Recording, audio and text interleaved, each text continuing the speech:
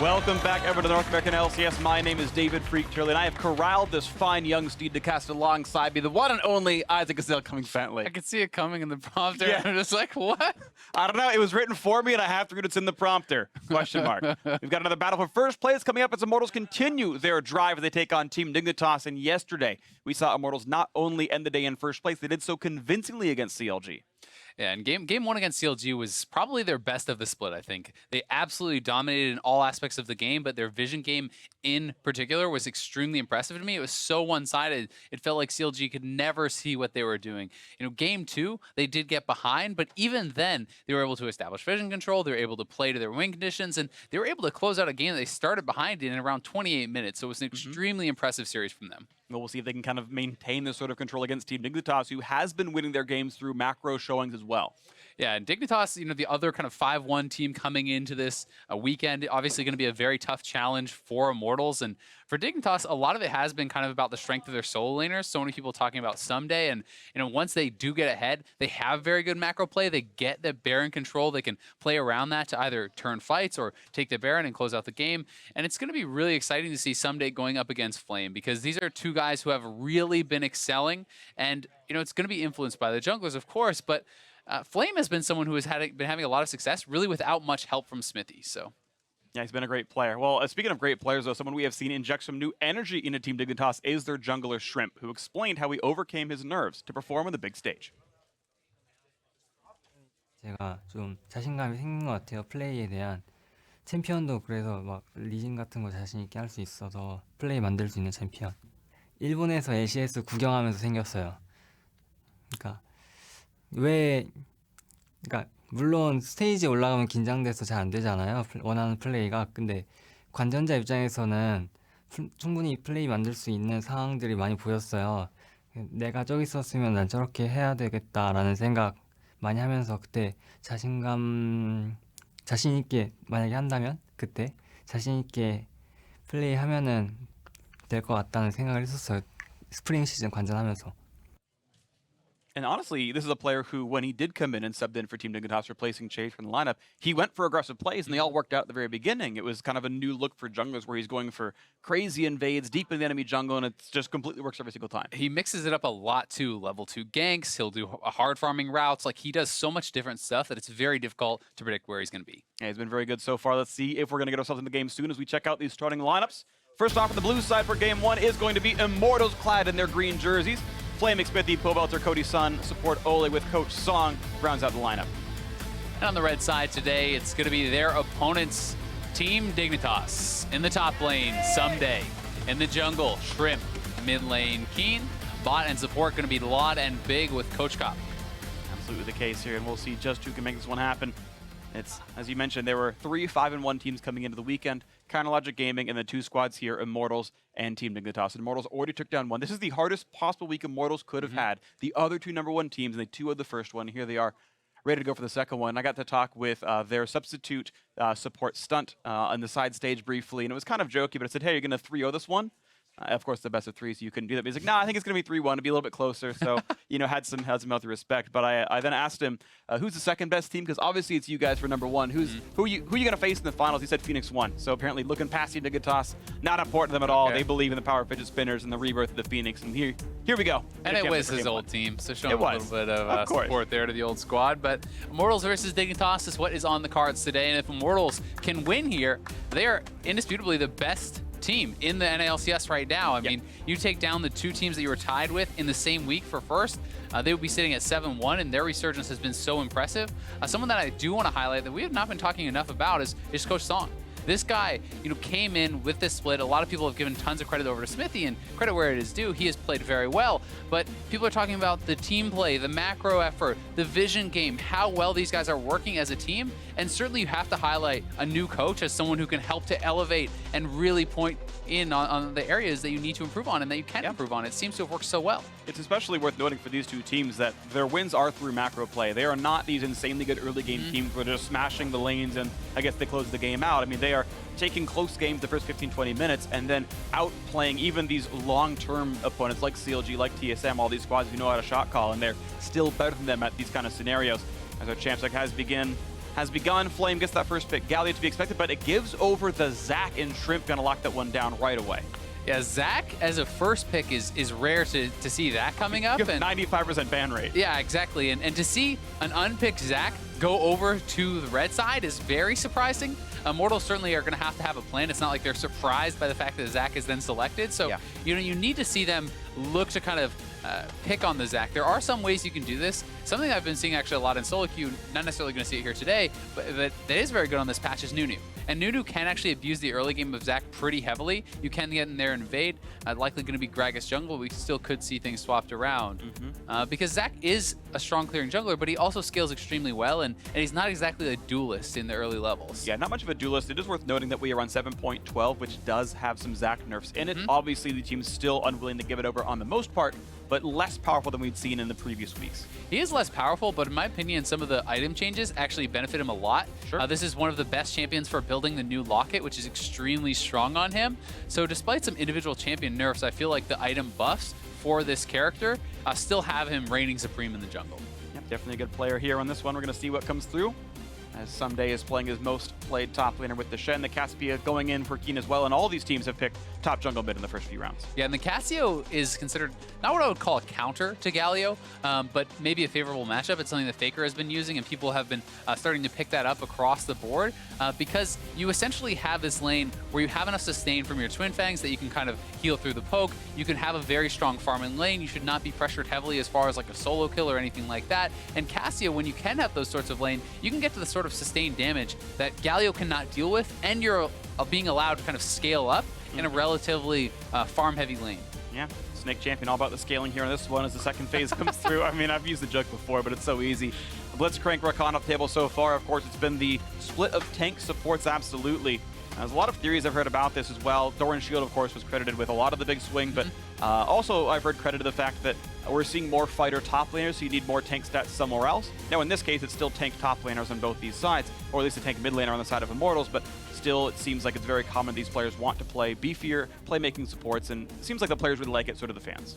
Yeah, I think it's a lot of fun to watch it. It's also easier to understand the impact that the supports are having in the game. You know, they are the ones initiating a lot of these fights, so you're able to see these guys get highlighted more, get more credit for the great play that they are having. And Bard going to be taken off the table here as well. If they pick Morgana, that's actually pretty cool. So this is something that is a takeaway from Olay. So you look at Olay's champion pool, you know, some of his most popular champions, Thresh, the Blitzcrank, the Bard, and then the Karma and the Morgana, right? So it's like you essentially his have five now most played are all off the table. Yeah, so you ban out between the two sides his four most played, basically. You take away the Morgana, which is the fifth there, and you're putting him in a position where he now has to show something different. And he's going to play Nami. Like, Tom Kench apparently not something he wants to play. Braum nothing he doesn't want to play either on this one. I think Nami is a good lane matchup into Morgana, even though it sounds kind of weird you block out of CC. I just feel like the lane works very well for the champion, and now Immortals have to show their bot lane marksman. And while you can obviously block some of the CC coming out of Nami, Nami has such good trading and sustain in the lane that you can bully out of Morgana, certainly. And definitely in combination with the Varus, if they do lock this in, it should be a strong laning duo. That said, Nami is a squishy champion. If you get caught by a binding as a Zac or someone like that is going to come in, you are not going to get much of a chance to do anything to react because this team is extremely CC heavy across the board. You have Zac, you have Shen. That's a ton already. Then Morgana with the binding and the ultimate to lock you up. There's Cassio ultimate. Now there's Ashe. Like, this is a ridiculously CC heavy team from Team Dignitas, and playing something like Nami, if you ever get caught by one, you're almost certainly going down. Absolutely the case. So engage tools here everywhere on Team Dignitas. The damage output still does exist. Cassiopeia's got plenty. Ashe, not terrible in her own right as well. We'll see what comes through as the rest of the draft has completed. Immortal's going to put Flame on another fighter. It seems to be his most common playstyle, to be honest. He's playing a lot of these Black Cleaver using auto-attacking top laners, so he can be a damage source of his own. Yeah, guys like Renekton, J4 really have been very popular. They all kind of build the same here too. You go Black Cleaver, Titanic, and then we're seeing the Stoneplay almost always as that third option. You do have some other kind of routes you can take. If you are snowballing, you can go for more heavy damage. If you're falling behind, you can go more heavy tank, things like this. But that 3-item core is exceptionally strong, and I love the champions like Led for someone such as Flame because he's doing well in lane, and then you can take that lead and you can roam elsewhere. You can make plays, engages on mid lane, on bot lane, things like this, and can sometimes work pretty well in combination with that. Definitely can. So Champ Select is over and the players ready to go into this one. Shrimp seemingly getting the nod as the new go-to starter of Team Dignitas. It's been several weeks in a row now that he is the go-to player, and they put their faith in him, and it has worked out so far for this team in yellow and black. Meanwhile, Immortals hoping to keep that run toward first place, but Dignitas could end it right now and take that title back over here. Still got to see which one it's going to be for us as Champ Select is over and ready to dive into this game. It's the end of Saturday here in the North American LCS on the second stream, but we are ready to go for game one of this one to see who can be the #1 squad as game one begins. And it's going to be an exciting one. Both teams have such a crazy amount of engage, right? And it's going to be a lot about who is able to pick the correct fights, who is able to find that initial opportunity. Because with Kled and Gregus, those are multiple great ways in for the Galio to find these hard engages. And similarly with Ash, you can engage very easily with him, with Zach, and so much of the fights I feel like are going to come down to who can get the first pick, who can kill someone off before they can react. Because if you can knock in someone like the Cassio or the Ash from Dignitas and delete them, there's not a lot of sustained DPS left in the rest of the team. That's the case here, and we'll wait to see what's going to happen as Flame walks in, looks at what Shrimp is doing, and of course Zach really likes to kill Raptors at the very start. You can hit them all easy with the W, they're easy to knock around. And I certainly expect him to try, but they've kind of ceded vision control completely on that side of the map, so he may not be really having that opportunity. Gragas is sitting over there, so is the Kled. Galio can be extremely frustrating to deal with when you're trying to take those Raptors, because if Galio just comes and throws over a delayed Q, he can steal away the mini Raptors very easily, which can make sometimes starting on that side of the map not worthwhile, and that's why we see Shrimp over towards that blue buff. He's going for the safer option. Yep. And you can see that there was those 2 deep trinket wards put down by Immortals to help track him, but Shrimp won't be seen early on.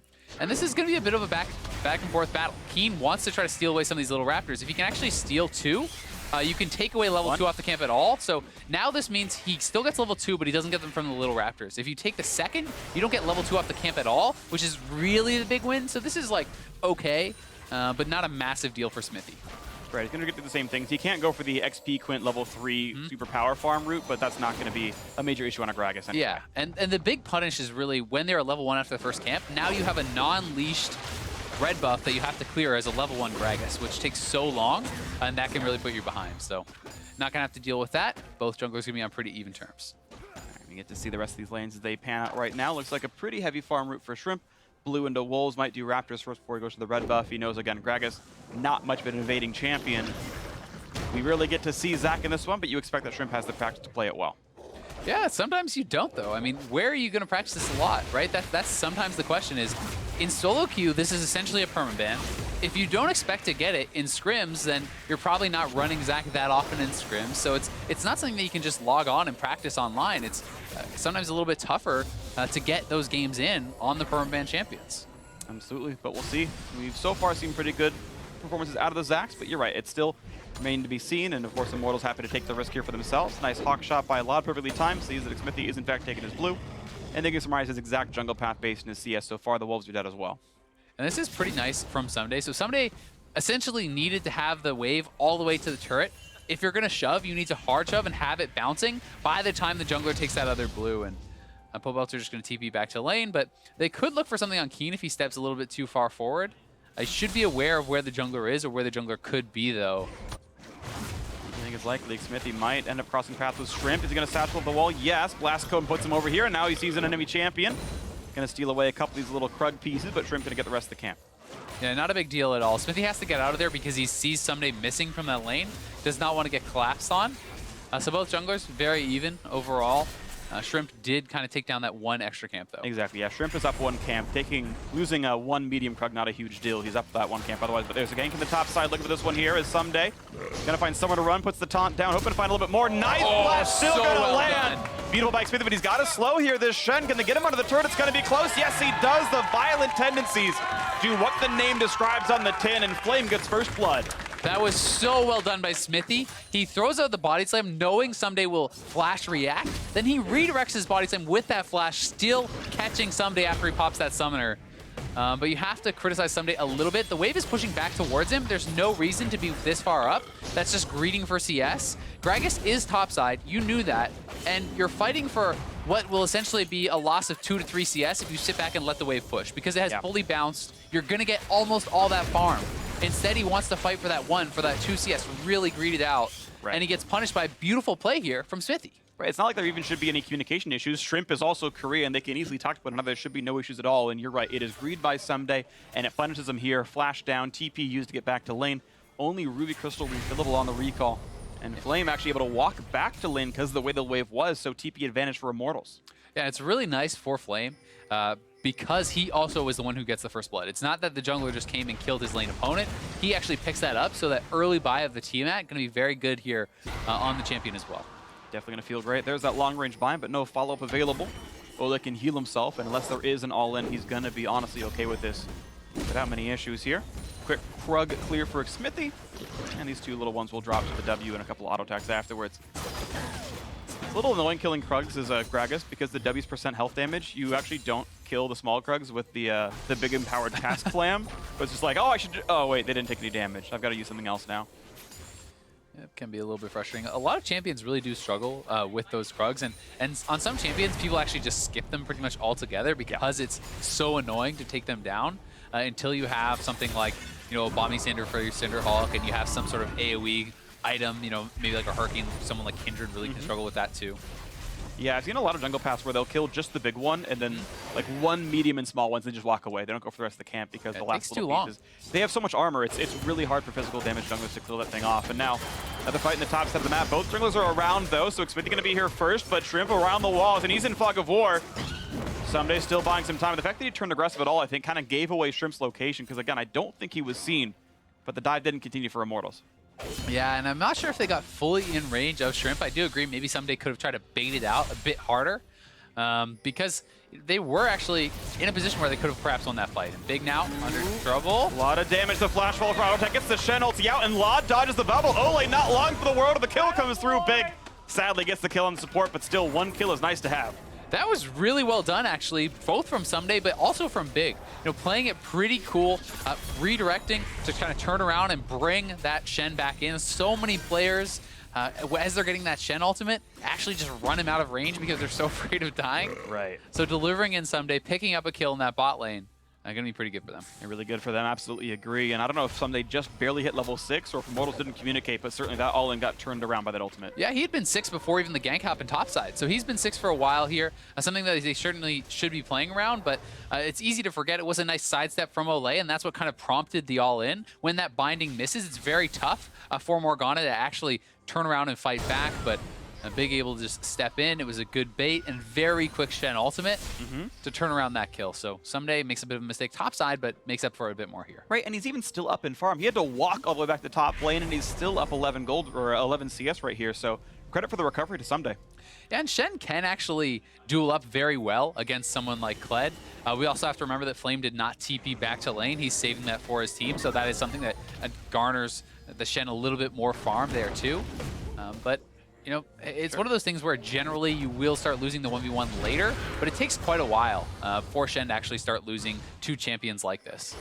Absolutely, so we'll see if that comes through later on to this one. Flame's still getting attack damage. His teammate's done, of course, and we'll wait for a bit more. Someday building to the Jarm's Fist first. Teammate will come in later, though. It's almost ubiquitous here in this champion to get some level of wave clear. Big Smithy clears away some Krugs. Mid lane pretty close to equal. It is Keen doing a bit better, of course. Immortals showed that it was Galio mid based on their first half of the draft, and Keen said, yes, my best possible pick here is the Cassiopeia. Give it to me. It's the counter pick, or or the strong matchup that, whether it's a technically counter pick or not. It is Keen doing pretty well here into this one in the bot lane. That kill, of course, gives a small nod to Laud, even though he was down in farm.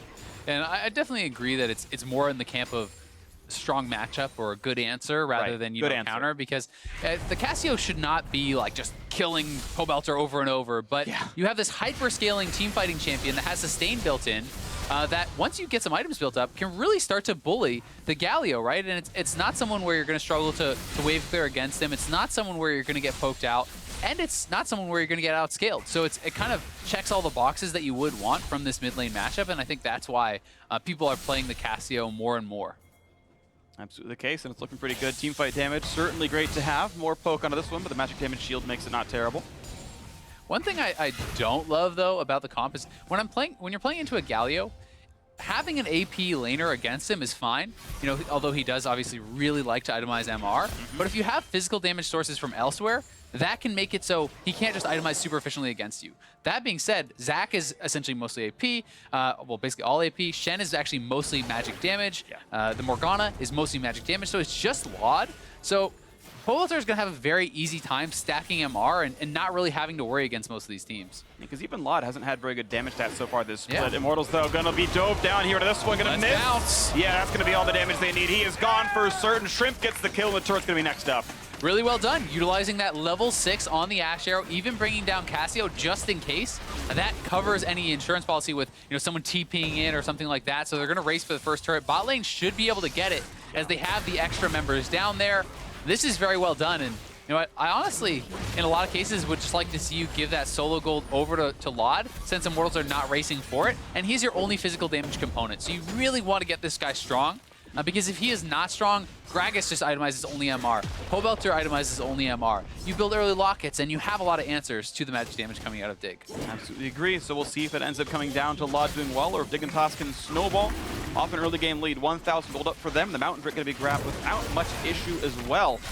Means they can keep playing the early pressure, and with Laud going for the Ruin King build on this Ashe, they have absolutely very high Baron threat. Cassiopeia, Ruin King, Mountain Drake. And I think the Blade of the Ruin King is a very smart build here, just because you're looking at like multiple tanks here too, right? So it makes a lot of sense for multiple reasons. But there always is the threat. There's always the strategy of, especially when you have such heavy dive, kill the 180 threat, itemize MR, don't actually build armor, just count on the fact that Smithy and Pobelter are going to be able to dive and knock him in and kill him before he can get something done. Well, if the dive can happen, then it's going to look good for them, but they've got to deal with Black Shields and Zacs and Cassiopeias and even a Shen. Yeah, and tons of CC. Right, the peel is there for Laud, so I think it's definitely his game to carry if he wants to do so. Team Dignitas, again, no slouches in their own right, holding on to this 1,000 gold lead, but Immortals going to hope to walk into this bot lane here. They've gotten some pressure before, but Shrimp waiting in the wings. Oh, and Smithy gets caught. They're going to go for the follow-up. The ward missed, but Pled's coming in as well. They're going to find Dig, not for a lot of CC, though. Flashed away, and the cast means nothing because the Black Shield was still on. Now Galley to join the fight. Not going to find anything, though, except some minions to kill off. Shrimp must have really hesitated there. He had not been spotted, was in the bush the whole time, still didn't jump in, now looking, but I feel like you can't go at this point. It's too late. Missed a couple of ults. Now Smithy going to get slowed down a little bit. Flame actually loses his passive as well, so he's got to run away for this one, and Immortals just slightly over-diving. Even though Keen was never around, they couldn't get the fire to work. Yeah, I think Shrimp maybe could have jumped in on the initial play when they did CC Smithy up so heavily because they had a binding. Morgana ult, the Ashe ult, if you go in on him with that Zac, maybe you take him down, but they were scared about fully committing to the fight because Keen was not there. He could not roam, and to be fair, you're still getting the advantage of Keen getting the extra farm and CS and pushing in on that turret. So as long as you don't die on bot side, as long as you don't give up a turret, it's still very good for Dig. Yeah, looks like it's going to be okay for them right here, and Keen got the pressure in the mid lane. His farm's going up and up. He's plus 18 right now over Pobelter. We'll see if that tank pick works out a little bit later right now, but free farming Cassiopeia, the strong matchup, looks pretty solid. Keen can feel good about this one. We'll wait to see what the next big play is, of course, with the Drake down. The only neutral objective on the map is the Rift Herald. In the cast yesterday, we saw the teams actually lane swap really quickly to get over there. Either of these teams seem to have high priority on it. Yeah, they are swapping it up now as Someday has gone bot, so I think they're going to try to pressure mid lane.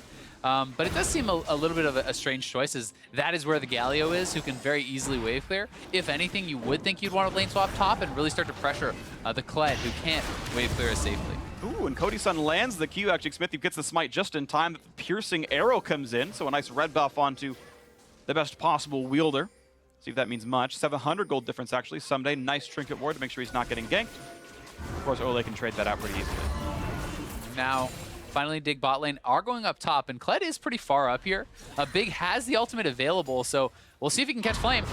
Point blank ulti. He's going to try to maybe face tank the... actually, Flame doesn't have it. There's really no way out. Lands the binding a little bit early, but the Ashe are going to come down. That's going to force the dismount. Now can Flame get away? Lands some autos, lands the pocket pistol, slowed down by Ashe, and he's got no way out, and he cannot remount in time. Laud gets the kill, and the head start is continuing. Really well done from Big. I mean, that's a simple play to make, but they executed quite well. Flame did not have vision on the top side, really, besides just that one ward, which was actually avoided by the Morgana, so they pick up a kill there. Very nicely done. Goes over to Laud, and he'll be happy to receive that. I think it's interesting. I want to make a minor dig, actually, or yeah, a dig at Big right here. Pun not intended. He did use his Q, I think, too early. The Morgana ultimate is a 1.5 second long stun. There are no Merc treads. There's no way out for Flame. wait as long as you can so that you can get the full duration stun, wait at least a second, toss the Q out, get the full duration there, wait even longer, then toss the Ash Arrow out, and they overlap CC a little bit too much. Sure, they got the kill, but if Flame were any tankier, there's the chance he actually remounts because enough time was bought or something else. And I always like to see them optimize. They didn't quite do it, but it did still work out for Team Dignitas. Yeah. Ooh, nice smite by Smithy. And it can be one of those things, while I do agree, you always should be going for the optimal play, the kind of perfect CC lab. It could be one of those things where they're saying, hey, Flame has no flash, no chance for him to get out, and they're just kind of, business as usual, just training him down. Either way, they get the kill, so not the biggest of deals, but we'll see if that CC overlap can come back to bite them later in the game. Yeah, the only reason I bring it up is because Big is not a huge Morgana player. So if this continues to be an issue and someone does slink away at 50 health, it's like, well, you didn't have the reps on Morgana right here. It was a takeaway. It was a champ select thing to try to put Ole on something less comfortable. And Ole's 0-2. I mean, this choice may still very work out, even if he's not the perfect Morgana player. As we have this game, actually, it's still sitting very close, though. Immortals farming really nicely. You're seeing Cody Sun get a pretty big farm lead over his lane opponent, and the rest of their team grabbing the scraps pretty well. And Cody Sun has just been such a point of strength for the team this season. I really do like his play. And I'm very excited to see how he's going to be able to perform because he has all these pieces around him to protect him, right? You have such a beefy front line. You do have all the tools kind of put in there to try to protect you from this dive and to allow you to carry. See if they can get much for that one. The taunt's not going to be much against Shrimp, who was able to jump in time. And the turret, though, very, very low, about 500 health left on that. Interesting to see Pobelter actually goes Adaptive Helm here first. And I know you've done some of the math on that, and that is something that is very rarely efficient.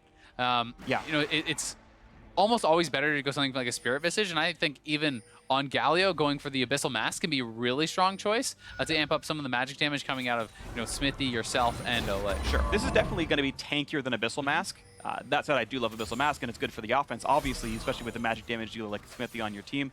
But, right, you have to take almost sort of 2,500, 2,000 something damage from Cassiopeia overall after magic resist for it to matter here. And that's just comparing against Spirit Visage, right? That's for the unique passive to be good enough here. No one else is going to have that kind of repeated magic damage.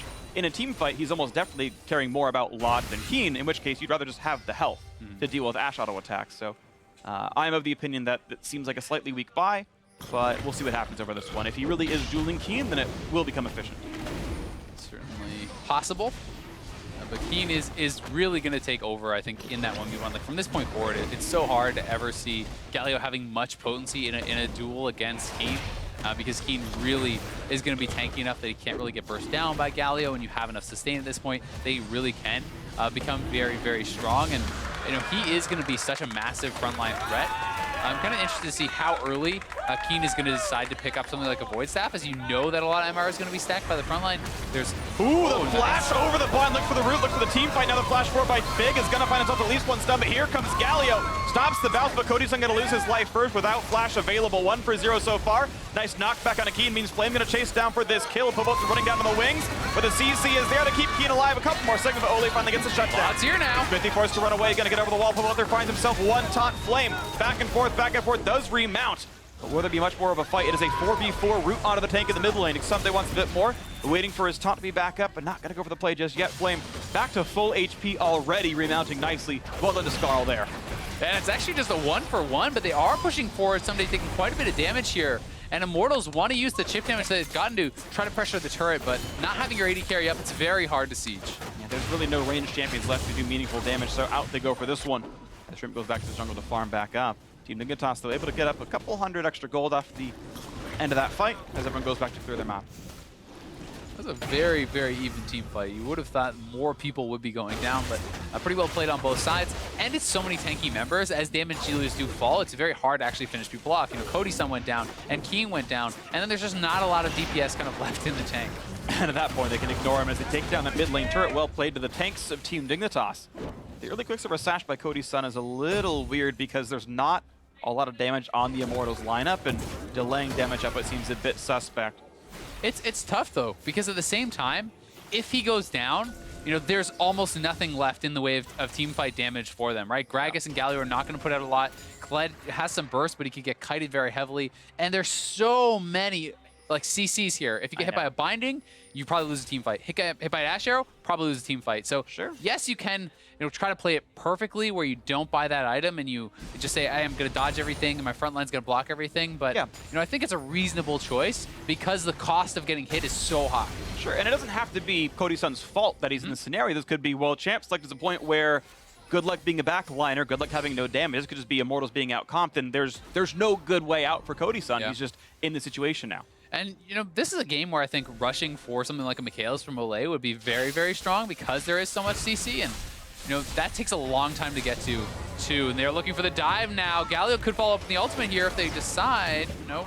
Flame not quite in range for any hard CC, but does buy himself a bit of time. Turret's not going to go down. The bubble going to buy a bit, though, but here comes the taunt on the front line, looking for a bit more on the Flame. Taunt's going to come across. A stun on the front line tank, though, and Cobelter doesn't even feel the damage. His shield was enough, but Shrimp comes back in for a bit more. Knocked up into the air. The knockback is there. Well played by Smithy, and a Bloblets they go. A taunt onto Sunday. Bubble going to land as well. All the CC they need to kick off the tanks, just maybe, as Ignite burns down on the Shen, and they're not quite going to get him, but Shrimp is still dead. They bought all the time they needed. 1-4-0, and it works out. It's just, these front lines are just going at it, and Lod was not there at the start of the fight. That's the difference maker. Cody Sun was pumping out damage. Lod had to come down from the top side, so it was a good force from Immortals. Even though there's 4 members, there's essentially only one source of real damage. The Shen and the Zac are doing very, very little, and now they're going for a dive. The flash knockup is there. Black Shield's into the top, but it still means that Keen is caught out. He receives the Shen for his troubles. Cody Sun forced to Q-Sets to run away. One more shot would kill him, but he can't find a Hoelter heroically entrances and exits the team fight there, but it's still a death of 2 as Cody Sun did in fact burn down. A double kill for Keen. Oh, and Keen now, you do not want to be giving him those kills. This is a guy who really can take over the fights big time, and I think that the further into this game we get, the more in the favor of Dignitas it will be. With Smithy down, they have Cassio with a blue buff. They can rush down this Baron ridiculously fast. I don't think there's any chance that Immortals can really contest this. Sure, the TP's coming in, but what are you going to do? Who's going to even steal it? Flame can't jump walls the first half of his E. The Galio cannot either. There's literally nothing to be gained. He satchels over the wall and knocks up one, but there's no team fight around. He's slowed by Ashe, and Ice Bubble by some time, but Black Shield keeps Lod kicking. He's going to get that kill picked up. I don't know what that TP was about. Literally, it was unstealable. Yeah, I think it's just one of those desperation things. They perhaps felt like the game was lost if they don't stop that Baron, so they decide to go for that really low percentage play. It doesn't work out, though. The Baron goes over to Dignitas, and they now have a stranglehold on this game. They really do. Nicely played here. Team Dignitas up 3,500 on this one, and we watch the mid lane fight again. And the dive comes in once more, but the Shen ultimate is up and perhaps wasn't really respected. Nice Morgana. Black Shield gets Lotta, who is the lower of the members, and then Someday with a good ult selection onto Keen, choosing that Cassio, who's going to be the one going aggressively forward. As soon as they take down Smithy, they have the ability to just go right over towards the Baron. No jungler down, the Zac can respawn, and they're able to secure that. Really well played on them. And speaking of junglers being down, Smithy also with that helm, it is even less debatable here. You have a self-heal. Visage is by far the better item there, and it's bad itemization, honestly. Mistakes out of Immortals. And look, these aren't going to be game-losing mistakes, but there's still optimizations that should be made here. I see Dignitas just playing better in a lot of different fronts. Phantom Dancer now done for Lod, means he can even dual flame a bit better. And it looks like just down the line, Team Dignitas having a much better game. And it also looks like Lod's just going to build into the double Zeal items. I think Hurricane could be very effective here with 3 melee champions that are going to be up and getting AoE'd by the Ashe. That's a very powerful buy. Looking at Pobelter, the Galio, the Gragas, the Kled, all going to be up there, and that makes it a super, super powerful build, I think, for Lod. Absolutely agree, and he's going to do pretty well for himself. I want to see his damage numbers at the end. He hasn't been in all the team fights, but when he is in, the damage is there. Flame always going to cast him a little bit short to make sure he doesn't over-dive, but it means that he's got no chase, and there's no tail to that. And just Dignitas able to walk away and prevent the engage happening at all. It's a tough spot for Immortals now, though, because they are going to get pretty heavily outscaled, I feel like, with this Cassio in the mid lane. I think she can start to really take over fights. You have the playmaking ability, but that's really what it's going to come down to. Unless Smithy can get a great ultimate and they can burst someone down, unless they can find this awesome Kled engage in a straight-up just 5v5 fight, Dignitas should almost always win, I feel like, from this point forward. It seems likely. And we'll see if they can make that one happen here to this one as we wait for the pushes to keep going. 1 minute left on the Baron. They've got that Infernal Drake, and Immortals only just hiding and waiting as their Marksman is a full item behind at this point. It's Zeal versus Phantom Dancer, and honestly at this point, Lod can finish his next Zeal, no problem. There's no damage. And Dig just doesn't need to rush anything, right? They can play patiently. They can just farm and scale. So I think that's a big reason why they're not being super aggressive with this Baron yet. They're going to get all the lanes shoved in, then try to chip away and just get the guaranteed gold leads because I think they feel they have the scaling advantage, and I certainly tend to agree. Plus, the only way you really lose or kind of throw from here is getting hard engaged. So play it slow, establish vision, get all the lanes working, and then look to do something. Ooh, they're going to find Lado, a big taunt there as well, but Shrimp is going to buy a bit more time, and Big in the front lines, though, should be running away with this, and there's the knockback. Can they kill him in time? And they can't. Here comes some. They push the dodge zone, looking for a taunt as well, but they're buying a bit more time. The auto's coming in. They're going to knock down Xmithy. It's a 1-for-1 so far, though supports have dropped for the IMT jungler. The team fight still seemingly won by Team Dignitas, ready to keep pushing. Yeah, Keen is still full health. They're going to look to continue this dive. Oh, not going to hit the Q. Not gonna land it just yet, but both are walking away safely on this, but the Siege can maybe keep going. They're above timing out now, but they got plenty out of it. 6,000 almost the gold lead. And they're actually looking to threaten the dive. Shrimp's going to go in. These people are low on mana.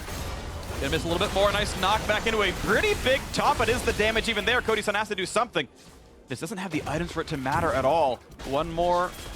Dignitas is running away. Shrimp's gonna stay safe. Kled ultimate is up. It doesn't look like they're going to decide to chase here, though, as Galio's heading over to the top side. So didn't get too much with this Baron buff, but they got, I think, enough. They have a pretty comfortable gold lead now. They can go back, spend up that gold, and really get themselves to a point where they are going to be pretty powerful. I think that the Abyssal Mask on Shen is actually very intelligent to buff up the Cassio himself, the Zac, the Morgana. Like, this is a lot of sources that he is going to be helping out. So I like that buy from Someday, and I'm very heavily in favor of these kind of supportive tanky buys, like things like, you know, I'd love to see a Knight's Vow out of him. Things like the Locket, I think, are so strong and so efficient now on these tanks when you have very powerful carries. That's the case here, and we'll see if that supportive power comes in soon. Right now, just waiting for the reset as Team Dignitas clear out their jungle. They go back for one next set of buys, and yeah, a pretty respectable 4,000 gold Baron power play. Infernal Drake included in that as well. Not as a gold number, aside from the 25 you get from last hitting it, but even more gained with that buff. Next Drake's gonna be second Infernal, so more things Team Dignitas would like to close the game out with. As we go back onto the map, it's actually going to be Lod mixing and matching his items, going towards what's probably a Guardian Angel with that BF sword, I'm going to guess. Could be IE as well, but either way, that doesn't build from a Brawler's Gloves. Yeah, it could just be an IE now. Maybe just deciding to change that up. I think that, you know, even like a Bloodthirster could be pretty effective when it's pretty low damage output, then you're not really threatened. So certainly has some options here. Not going to go the path that we originally were expecting with that Brawler's Glove, but it's not going to be a big deal either way. And there's so many interesting itemization choices I now feel like with the increase in strength and some of these supportive items. Yeah. You know, Gargoyle Stoneplate is very strong for you individually, but you know, how do you weigh that against something like the Locket or the Knight's Vow that can really, you know, empower your carries who are the kind of the main focus? And this is these kind of choices I think are very interesting. And even you still have items like Zeke's Convergence, which I know was, you know, thought to be very good coming in, but Knight's Vow got arguably better. It got some CDR on it and whatnot, and you've got to still decide across all these different items, what is the optimization for me? Who do I support? Do I support the entire team with the Locket? Do I support one person with Knight's Vow? Do I buff up their damage instead with Zeke's?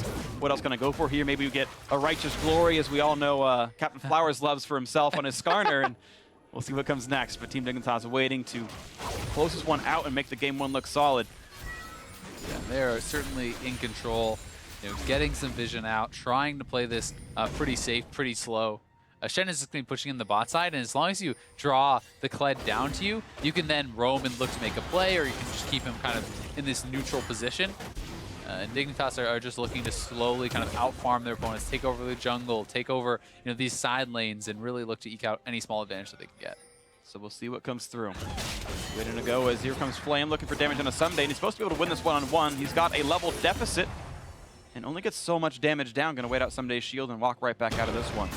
And I think, to be fair, eventually he would if they fought for a long time, but he doesn't know where everyone on Dignitas is, so he doesn't really have the luxury of fighting for that long time. Lod just barely misses Will Shrimp. Yep. They're gonna dash away, take a couple turret shots, heals right back up. They're gonna kite away from the slows. There's the Q from Shrimp finding something. And here comes Galley with the grand entrance, finds double knockups, looking for a big here on this one. Taunt's gonna land, buys a bit more time, but they can't kill him off. The Rest of CC is there. Cassiopeia, played by Keen, gonna zone them right back out. And they get the TP out of Flame. Someday did not respond. They were confident that they could get away, so now they have that pressure. We're seeing Immortals look for the engage. And they're gonna look for a little bit of something on this one. Keen knocked around for a couple more seconds, and now Shrimp in the front line, looking for plenty to do. Let's Bounce brings in the back line. And Cody-san gonna lose his life for it. Couldn't get away. His flash was down. And the CC to be found is Xfinity trying to run for his life. One more shot would kill him, and Someday and Keen gonna make that happen and pull out their next up to die. There's no way out. A double kill for Lod in the back line. And now only 2 members alive for Immortals. Team Dignitas have the Baron, they have the mid lane. Yeah, it looks like they're just going to keep pushing. There's such long death timers. They could potentially end the game or even just take the inhibitor, then go back to the Baron. So they have a lot of options here. And it's going to be the mid lane at the very least. The turret's going to fall 15 seconds in the first respawn, and it's 30 for the rest of them here onto this one. Inhibitor will fall, and the call is likely to be go back to the Baron, and they ping it. Yeah, and I think this is the smartest choice. This is essentially a guaranteed victory that you can get. No way that that inhibitor can be contested. And if you try to stay around and end the game and you get aced, then you lose the Baron and you can throw. So this is very smart. There's no way that Smithy can actually get here in time. TP is up on Pobelter, but I don't think they can even try to contest. You're right. I think it's the exactly optimal shot call you could make right here, and it's Team Dignitas. It's so funny thinking about it because this has been a team who's reshaped what a Team Dignitas Baron is at this point. It's been good calls for this, been good shot calling here for this squad. You think of a team with Someday on it and you're like, all right, yeah, they've got to carry top laner to win the game. It's like, no, you're going to play Shen every game. We're going to shot call our way to victory, and it's happened here for Team Dignitas. Immortals making the best of bad situation. They're able to grab that Infernal Drake. That's a compensation, I guess. It's a, you know, a secondary prize here, but Team Dignitas, I think, with his Baron buff and 10,000 gold, likely to close the game out. Yeah, and it's just about this initial play. When Cody-san goes down, that is all their damage. There's just nothing really left there. So the Shen ultimate is forward onto the Zac. He's able to bring him in with the slap, flash in on him there from Shrimp, pull him back while he's taunted. So much CC overlapped on a Cody-san. They pull him back with that Let's Bounce right into the carries, take him down, and then it's a full retreat for Immortals. There's just no damage left if Cody-san goes down. And essentially it just feels like Dignitas has the one extra damage threat, and that's all they really needed. You know, the Kled, sure, he is a DPS champion, but he's locked down, he's isolated, and Cassio and Ashe are getting so much work done. Absolutely, they are. They're doing well for themselves here. And now we've got the special old school movie. We got the talkies, or I guess we don't have any talkies here. This one is just, there we go. We got it back, and we are ready to go for the turrets siege. 2 minutes, 15 seconds on the Baron buff. Let's see what we can do with this one. Team Dignitas hope to complete their masterpiece here. 32 minutes in, almost. For a bit more to go. Damage on a Shrimp, Flame trying on the wings, but just where is the follow-up? A last Whisper in for Cody-san will help with some tank shredding. Is just so far behind the curve. Infinity Edge done, new Zeal for a lot. You contrast those bot laners' items, and it's night and day right now. And I mean, mid laners as well, right? This is 4 completed items for Keen versus 2 end pieces for Pobelter. So the Cassio is enormous. Dignitas looking to close this one out, are looking very, very poised, very strong. Pretty likely. Here comes the damage up onto this turret, continuing now as Lod not pulling aggro, just going for a few more auto attacks, but with Black Shield down, has to respect the chance of a flash engage. And they're playing this very patiently. They're allowing mid lane to push in, so now either Immortals has to engage or they have to deal with those mid lane minions. They need to make a choice essentially right away, though, as this turret is getting chipped down. It's going to go down here pretty soon, and yeah, it looks like they're going to deal with those mid lane minions, so Dignitas can just stay around and on this wave probably kill the turret. They're going to try for the engage right there. They find him. Lod gets shot up. He's rooted in place. The damage up coming through, but he gets away and he flashed to safety. Lod is just barely up alive. Here comes Let's Bounce, and 1 kill picked up already. It's a trade, though, as Lod has died. And a second kill comes in for Immortals. They're losing their players as well, as Smithy also drops up the map. 3v3, knockup is there. They're going to find Cody-san. That's the kill picked up. Someday leads the charge for a second kill in for Keen, and now it is a 3v1. Ole left alone inside the base, and going to be turning into sushi soon enough as the rest of that squad ready to push in with Baron up super minions. And game 1 will go to Team Dignitas in this battle for first place. There may only be one team left with a single loss, and it just might be this squad right here in the red as they knock down the final Nexus turret, Nexus itself to follow. One more game goes and Team Dignitas will own first place. Such a well-played game 1 from them. Immortals looking incredibly dominant against CLG yesterday, but Dignitas make this one look pretty easy, and yeah, they're adding a little style to the substance there. Endgame calls a bit earlier than they stopped hitting the Nexus. I think we faked out production for a second there, but honestly, it was a well-played game. Team Dignitas 1-0. Shrimp, smile on his face. Keen did work that game. 5-1-6 on him. Lod good as well. 5-1-8. Big with the takeaway in Morgana.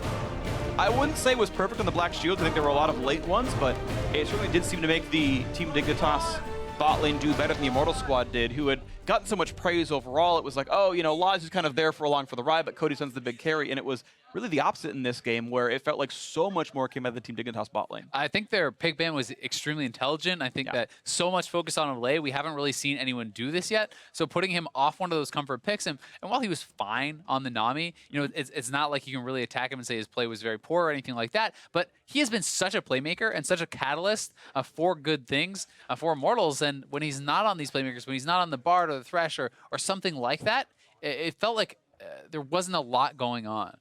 Yeah, that's really the case right here. And we actually had Lod convert really nicely, did the most damage in the game, 21,000 to champions in a 30-minute game. That's a solid number in its own right, but the fact that it was first place was really good. I mean, you consider the fact that, as we talked about, it's a magic damage stack team, so even though Keen did well, he's facing like several adaptive helms, he's facing a bunch of magic resist, and so it came to Lod to do the real damage in the fight because they're all itemizing against Keen, and he did that. And for a player who had low numbers throughout this split, that's nice to see him get that upgrade, to have a full damage build, to be protected by the several tanks in his squad. The Black Shield went there, and they went really nicely. He even got camped for, of course. There was a lot of jungle proximity down to that bot lane, about 24% coming out from Shrimp right there, but it clearly worked. Yeah, it worked really well, and I think that Someday had some good ults down to the bot lane. The team was playing well around it. They knew their win condition. Your AD carry has to be strong in this sort of composition, but even more so for Immortals, like they in team fights are essentially like one threat team. I mean, yes, there is damage coming out of the Gragas and the Kled. It exists, but who cares? And the Galio, but it's not really like the punishing, sustaining team fight damage to take down people like the tanks. Yes, it is Chip, it is Poke, but this is not a squishy team. This is, you know, a full tank Zac and the Shen that you have to deal with. That's very, very difficult. So Cody Sun, they simply focus their CC on him, they attack him in the fight, and even if he's just getting pushed out of the fight, the carries from Dignitas are free firing. Yeah, actually, and they're free firing with better items because Cody Sun has to go buy QSS second item, whether because he got out comped or whether he made a bad choice, doesn't really matter. That was the case he was in, and the damage wasn't there. We have some replays to show real quick. Up first, the 20-minute team fight where Immortals dive mid, and they don't go well with it.